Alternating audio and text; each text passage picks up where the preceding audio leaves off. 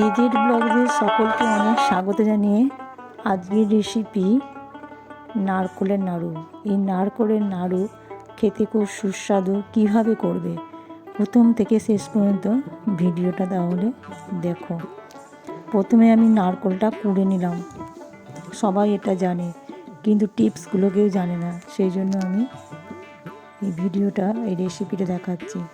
প্রথমে নারকোলটা ভালো করে কুড়ে নিয়েছি। নারকোল কুড়াটাও দেখালাম।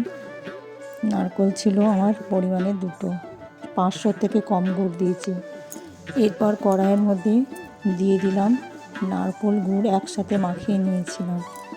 নারকোল আর গুড় একসাথে মাখিয়ে নিয়ে এবার নাড়তে শুরু করছি। বেশ জল বেরোবে, ভয় পাওয়ার কিছু নেই, গুড়ের জলটা বেরোবে। হালকা আঁচে ভালো করে নাড়তে হবে। আমার জল প্রায় শুকিয়ে গেছে।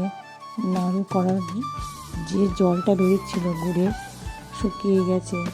এবার হালকা হাতে এটাকে নাড়বো যাতে তলায় না লেগে যায়। খুব সহজ, কিন্তু টিপসগুলো কেউ জানে না। ভীষণ সহজ পদ্ধতি।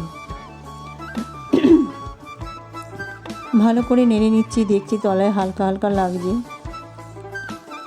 ভয় পেলে চলবে না। এরপর দিয়ে দিলাম একটু খাবার সোডা। এই খাবার সোডা দিলে কি হয়, নারকোল নাড়ুটা বেশ সুন্দর বালি বালি টাইপের হয়, দারুণ খেতে লাগে। এটা চিটচিটে ভাব হয় না। আর গন্ধের জন্য দিয়ে দিলাম এলাচ। দারুণ স্মেল হয় এই নারকোল নাড়ুর মধ্যে একটু এলাচ গুঁড়ো করে দিলে। আমি এলাচটা বাড়িতে গুঁড়ো করে দিয়েছি। তোমরা চাইলে দোকানের থেকেও গুঁড়ো এলাচ আনতে পারো। নাড়ু আমার হয়ে গেছে। কড়াই থেকে আমি একটা অন্য পাত্রে ঢেলে নিয়েছি। নাড়ুটা খুব সুন্দর, একটা টেস্টি ধরনের। ভিডিওটি ভালো লাগলে একটা লাইক আর কমেন্ট করবে, আর বন্ধু হয়ে আমার পাশে থাকবে। এরপর নারকোল নাড়ুগুলো আমি একটা একটা করে ভালো করে গোল গোল করে পাকিয়ে নিচ্ছি। তোমরা তোমাদের ছোট বড় অনুযায়ী পাকাবে। আমি একটা মাঝারি সাইজের করেছি। সবগুলো আমি মাঝারি সাইজেই করে নিলাম। আস্তে আস্তে গরম গরম পাকিয়ে নিলাম, দিয়ে একটা কোটোর মধ্যে রেখে দিলাম।